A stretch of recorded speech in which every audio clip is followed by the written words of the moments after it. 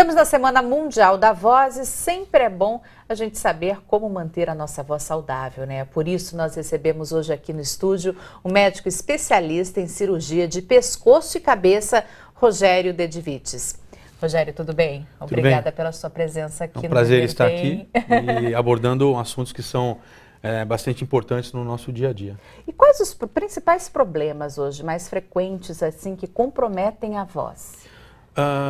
Nós temos basicamente duas vertentes principais, a questão do câncer da garganta e a questão do profissional da voz. Em relação ao profissional da voz, professores, repórteres, jornalistas, acabam muitas vezes utilizando a voz de uma maneira abusiva, de uma maneira sem uma impostação adequada.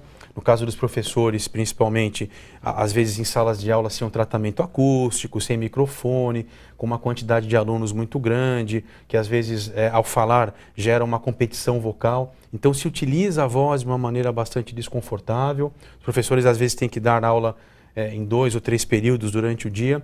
E isso, cronicamente, acaba levando a uma rouquidão, uma disfonia, pelo mau uso. Então, o mau uso gera rouquidão e gera o surgimento também dos calos ou nódulos nas cordas vocais, que são muito frequentes especialmente as mulheres que usam a voz profissionalmente. E essa rouquidão, se ela não for tratada, se a pessoa não procurar um médico rapidamente, ela pode evoluir para algum outro problema mais sério? A rouquidão do profissional da voz, ela acaba impossibilitando o uso adequado dessa voz, que é o nosso instrumento de trabalho. Então tem uma repercussão muito grande no dia a dia. O problema, na verdade, é naquelas pessoas que fumam, especialmente o uso do cigarro, é um fator de risco importante, acima de 40 anos, sexo masculino.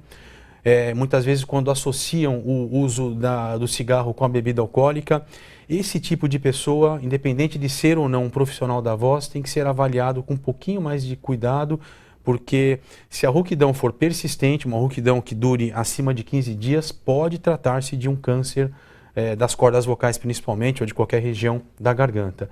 É muito frequente a rouquidão se manifestar como um sintoma de um quadro inflamatório, um quadro infeccioso. Nós estamos agora vivendo um momento de mudança climática, em outono.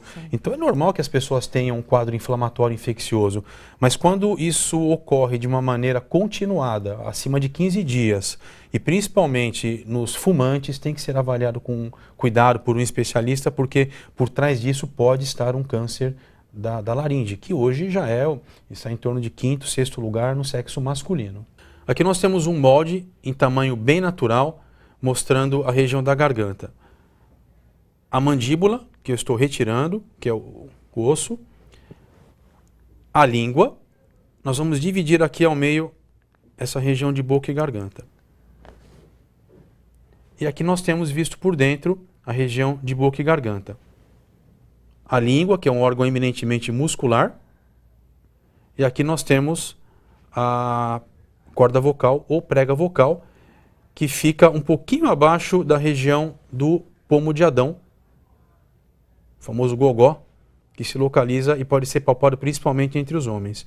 Então, quando nós colocamos o dedo na frente da laringe e falamos, nós vamos sentir uma vibração que nada mais é do que a vibração produzida pela prega vocal ou pela corda vocal. E aí, quais os cuidados que nós devemos ter com a voz, principalmente os profissionais que trabalham com a voz, para mantê-la sempre saudável? É importante que nós tenhamos uma impostação da voz numa situação bastante confortável, sem esforçar, perceber aquelas situações em que o ambiente tenha outras pessoas falando e nós inconscientemente estamos falando num volume de voz mais elevado que o natural, para conseguirmos ser ouvidos.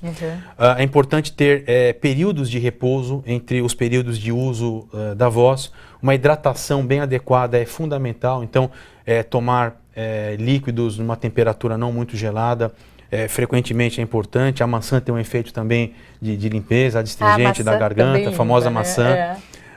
Então é importante que esses cuidados sejam tomados no sentido de manter o uso da voz sempre saudável e manter uma boa higiene vocal. Agora, doutor, outros problemas também bem frequentes é o hipo e o hipertireoidismo, é isso? Exatamente. Nós temos na região anterior do pescoço a glândula tireoide. Sim. É uma glândula que produz hormônios, o T3 e o T4. Esses hormônios atuam em todo o organismo. A situação mais frequente é o chamado hipotireoidismo, que é a tireoide preguiçosa. Algumas séries mostram que entre mulheres acima de 40 anos o hipotireoidismo chega ao redor até de 30%, ou seja, é uma situação extremamente frequente entre as mulheres. E como diagnosticar esse problema? Frequentemente, o diagnóstico é feito ao acaso. O mais comum são aquelas mulheres que têm uma dieta equilibrada, têm uma atividade física razoável e têm uma dificuldade muito grande de perder peso, ou até uma tendência discreta a um ganho de peso. E muitas vezes no exame de rotina, uma coleta de sangue, se faz a dosagem dos hormônios tiroidianos, com o TSH principalmente, detecta-se ao acaso a existência dessa disfunção do hipotireoidismo. Ele pode se manifestar de várias maneiras. Então, como eu comentei, a dificuldade de perda de peso ou uma tendência a um ganho de peso, o apetite está menor, inchaço nas pernas, o intestino funciona um pouquinho mais preguiçoso, uma discreta depressão. Então são sintomas que são sintomas gerais, mas que, sobretudo no contexto de uma mulher acima de 40 anos, nós temos que lembrar da possibilidade de que por detrás desses sintomas todos haja o hipotireoidismo. Tá aí algumas recomendações, informações importantes para muita gente que estão nos assistindo se prevenir, principalmente sobre esses problemas que acometem a cabeça e o pescoço, né? Exatamente. Obrigada, doutor, Muito obrigado pela sua presença aqui no Viver Bem. E sucesso. Muito obrigado. Eu agradeço a oportunidade, espero ter trazido informações importantes para as pessoas. Obrigada.